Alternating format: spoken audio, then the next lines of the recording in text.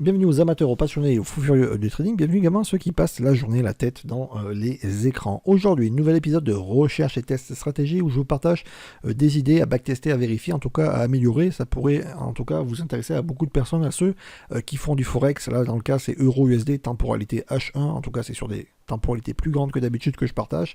Et on est donc sur MetaTrader 5, la plateforme de trading que j'utilise avec le broker véritable ECN que j'utilise également qui est IC Market. Alors, lien sous la description pour ceux qui veulent jeter un coup d'œil à ça. Donc, avant toute chose, avant de commencer, n'oubliez pas également que je tiens à vous rappeler les risques que l'ultra-majorité des gens se font tondre sur le marché, ce n'est pas pour rien. Vérifiez toujours, n'ayez jamais confiance à ce qui est partagé sur le net. Également, ceux que je partage, vérifiez toujours par vous-même, ça ne vous coûte rien. Vous pouvez ouvrir des graphiques en démonstration en CFD et ça vous permettra de vérifier la pertinence, vérifier également ce que vous avez bien saisi, les risques et les probas et tout ce qui vont avec. En tout cas, au moins ça vous évitera, en tout cas je l'espère pour vous, des déconvenus. Alors les personnes qui me suivent depuis longtemps, je pense qu'ils commencent à me connaître, ils savent très bien que de toute façon je leur arrête pas de le dire, tout est une histoire de probabilité, de taux de réussite associé à un risque que vous prenez, qui vous donnera un certain rendement ou pas. Il n'y a pas de hasard dans le trading, il n'y a strictement aucun hasard dans le trading, ce n'est pas du casino. Tout doit être calculé à l'avance, en tout cas des setups, des répétitions de mouvements. On y associe un risque avec un take profit et du coup on a une probabilité qui donne un rendement ou pas. En gros, c'est ça. Simple à dire, mais bon, je tiens à le rappeler. Donc n'hésitez pas, toujours vérifier en démonstration, backtester toujours sur des longues périodes pour avoir un taux de réussite, en tout cas une estimation le plus juste possible et à associer et à vérifier toujours sur la temporalité au fur et à mesure du temps. Donc voilà, j'ai fait le rappel de risque, c'est très très important, ok. Je veux surtout pas que vous vous retrouviez dans une situation compliquée, si ça peut vous éviter des déconvenus au départ, vendus par des personnes qui vendent du rêve, donc voilà, c'est très très important. Donc on est sur EURUSD, temporalité H1 sur le broker que j'utilise. Je vais vous énumérer des règles au fur et à mesure, et ça sera à backtester. Ne prenez pas ce que je partage comme ça, backtester en démonstration, sur graphique arrêté, en quotation, bref, toujours en démonstration, pour avoir un rendement au moins sur 6 mois, voire un an, un certain rendement, voire l'idée, si vous avez déjà bien saisi tout ce que je partage, et après, voir à modifier ou à améliorer dans le temps. Et tout ça, je vous le partage comme ça dans cette vidéo.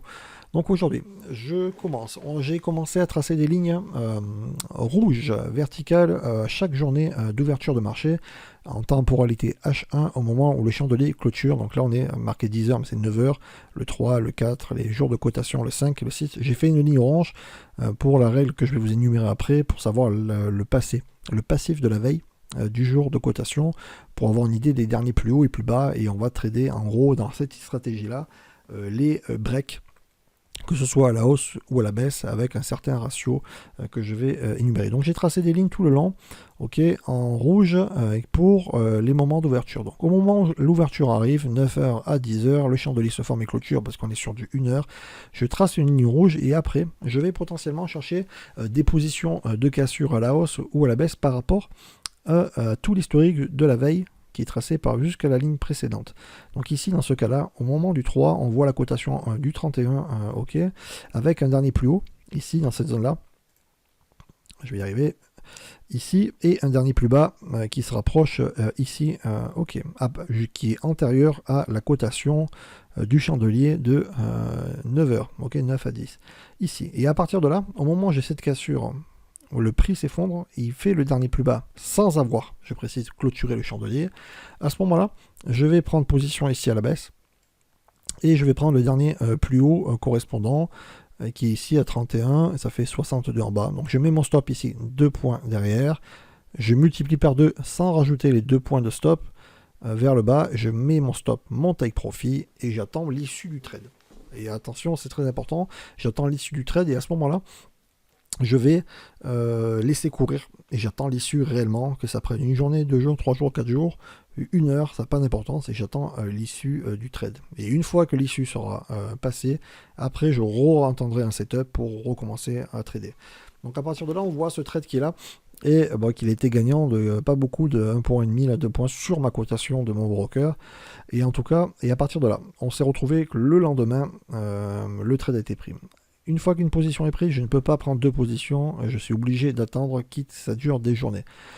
Une fois que par exemple le lendemain la position a été prise, la journée du 4 est complètement morte, je ne peux pas trader. Il faut qu'au moment du chandelier qui soit clôturé, je n'ai plus de positions qui sont en cours et à partir de là, je pourrai commencer à trader. Ok.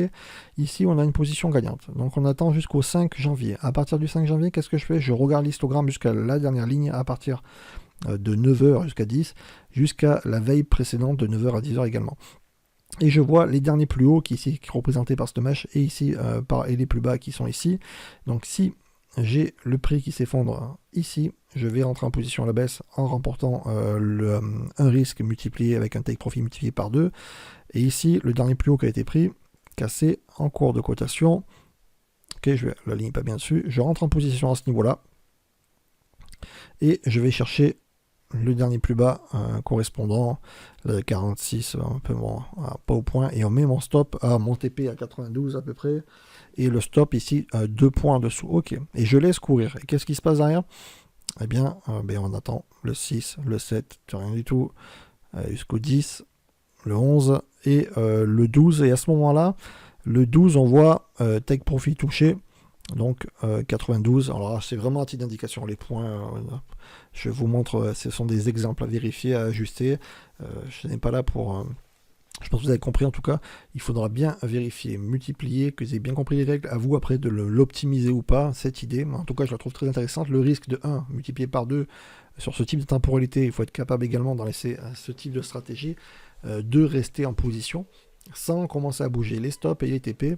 Et bien sûr, je le rappelle, ne vous retrouvez pas à trader en réel comme ça, sur ce que je partage ici, backtester sur des longues périodes, avoir une idée déjà, une approche concrète, après backtester en démonstration en cotation, et une fois que vous avez été capable de répéter les performances, que vous avez tout bien saisi le cadre, que tout correspond, après de votre propre initiative, potentiellement passer en réel, mais ce n'est jamais quelqu'un d'autre qui peut vous conseiller ce type d'action. À ce moment-là, donc ici, profit, qu'est-ce qui se passe? Donc à ce moment-là, très important, cas typique du 13, on voit le prix. Le prix, qu'est-ce qu'il fait? Clôture, le prix est ici. Et là, on est sur des plus hauts. Précédemment, je n'ai pas de plus haut par rapport après l'ouverture. Donc du coup, toutes les positions à la hausse, je ne peux prendre aucune position à la hausse de cassure pour multiplier par 2. C'est comme ça, je peux que potentiellement chercher une position à la baisse si j'ai une cassure sur les structures qui seront présentes. Ok.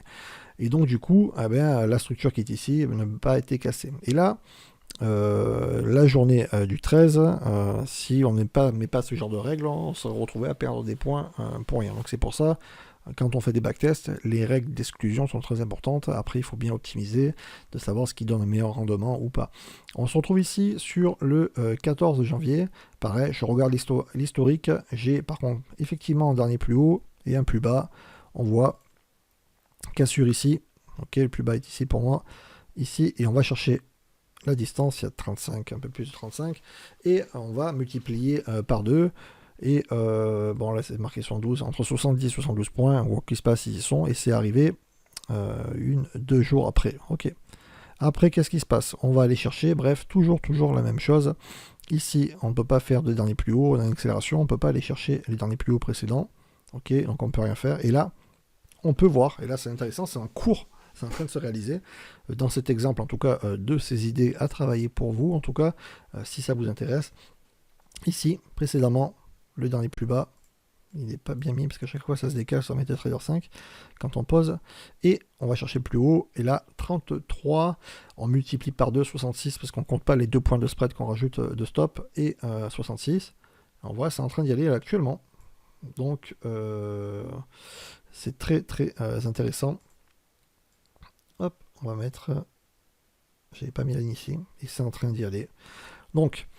Pour résumer, ce type d'approche, je la trouve très intéressante. Le risque de 1 pour aller chercher 2, c'est pas mal. Surtout que la plupart des stratégies qui prennent ce risque pour aller chercher 2 fois ou 3 fois la distance, généralement, ils n'ont jamais un taux de réussite très élevé, parce que c'est comme ça.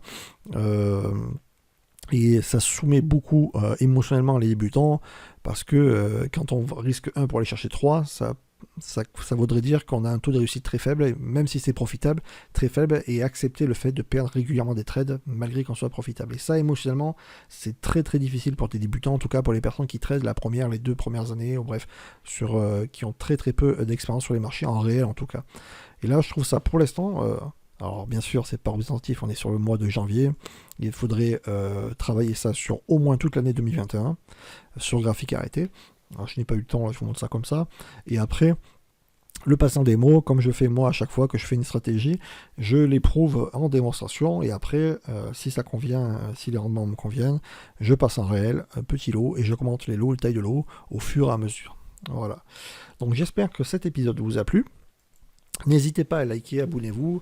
Beaucoup de contenu va arriver cette année, que ce soit des épisodes de recherche, tests et stratégie, des idées à travailler, que ce soit des épisodes sur indicateur expert avisor, et que ce soit également je vais rajouter sur les cryptos, des épisodes sur des cryptos, et également sur ce que je vais proposer aux personnes qui sont intéressées d'apprendre à trader. Alors, toujours n'oubliez pas, vous pouvez venir me rencontrer en vidéoconférence gratuitement, on peut échanger justement entre passionnés, et ce sera avec grand plaisir que je vous rencontrerai. Je vous dis à bientôt et à plus, ciao ciao.